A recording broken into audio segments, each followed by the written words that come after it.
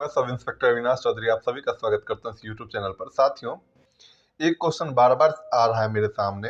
लोग कमेंट के माध्यम से, फोन के माध्यम से मेरे से पूछ रहे हैं कि भैया आपने बता तो दिया कि लुसेंट बुक पढ़नी है, लुसेंट को बेस बनाना है, लेकिन लुसेंट ही क्या काफ़ी है? लुसेंट में सब्जेक्टिव भी करने हैं, ऑब्जेक्टिव भी करने हैं। इसके अलावा घटना चक्र, तमाम तरह की चीज़ें बताई जा रही है। साथ ही मैंने आपको हमेशा बोला है कि नंबर ऑफ बुक्स मैटर नहीं करते हैं। नंबर ऑफ बुक्स मैटर नहीं करते हैं कि आप कितने बुक का कलेक्शन अपने साथ लेके चलते हो।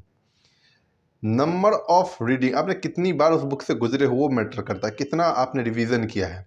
क्योंकि एग्जामिनेशन हॉल में आपके साथ नंबर ऑफ बुक्स नहीं जाएंगी, आपके दिमाग में जो नॉलेज है वही वहाँ तक जाएगा।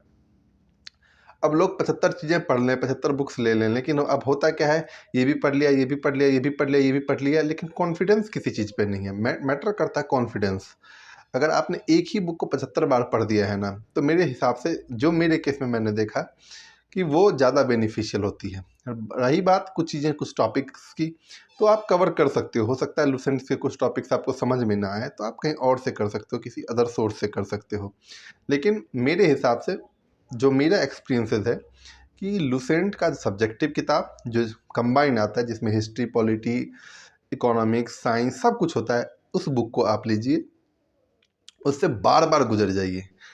मैं अपनी बुक की हालत आपको दिखा चुका हूँ अपने प्रीवियस ईयर में, मतलब प्रीवियस वीडियो में आप देख चुके हो कि भाई मैंने उस बुक को किस हद तक पढ़ा है। हालतें ये हो गई थी उसकी कि अगर बीच के वर्ड्स फट गए हैं, मिट गए हैं ना, तो मुझे पता होता था कि वहाँ पे कौन से वर्ड्स हैं।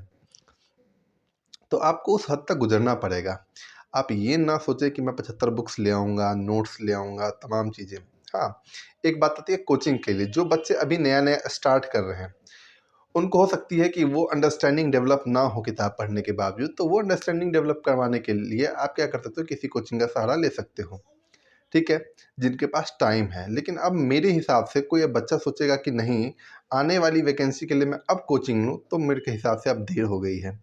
अब आप अपने बुक से ही पढ़ें, आप अपने बुक से ही टॉपिक को क्लियर करें, बार-बार पढ़ें, बार-बार पढ़ें, ठीक है ना? रही बात, अब कुछ बच्चे बोलेंगे भैया सब्जेक्टिव, अरे भाई आप जितना जो कर लो आपके लिए वो कम है। Everything under the sun is your syllabus. आपका सिलेबस वेल डिफाइंड नहीं है कि हाँ ये पढ़ लिया तो इसी से क्वेश्चंस आने हैं, ठीक है ना? लेकिन क्या ये पॉसिबल है कि आप सब कुछ कवर कर सकते हो? नहीं कर सकते हो।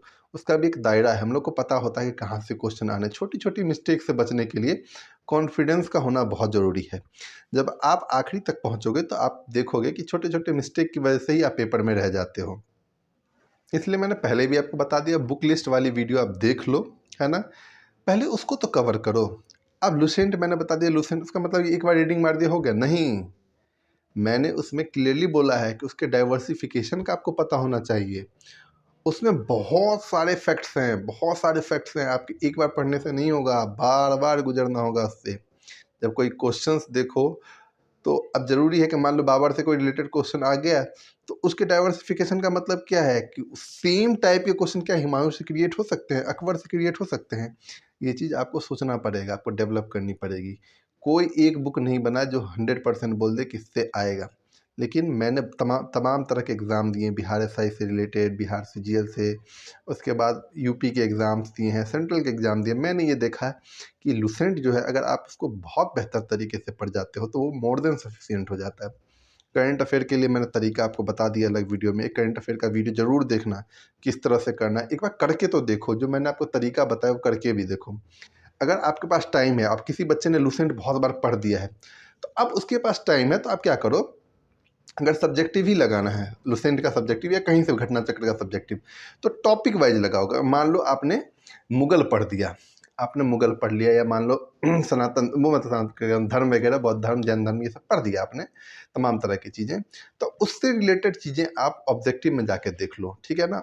अगर वो हो जाता है तो एक कॉन्फिडेंस, ऑब्जेक्टिव क्या करता है, आपके अंदर कॉन्फिडेंस बूस्ट करता है कि जो मैंने सब्जेक्टिव चीज़ें पढ़ी है, उसके अगर क्वेश्चन मैं कर पा रहा हूँ, तो मेरा कॉन्फिडेंस बढ़ जाता है कि नहीं? लेकिन मेरा एक ही फिर से निवेदन है आप लोगों से, नंबर ऑफ बुक्स पे ना पढ़ें, ठीक है ना? जो कंटेंट आपको न मिलता है उसी को करने की कोशिश करें। बहुत अच्छा कंटेंट है लुसेंट में, उसी को कवर कीजिए, आपका पेपर बहुत अच्छा होगा। धन्यवाद।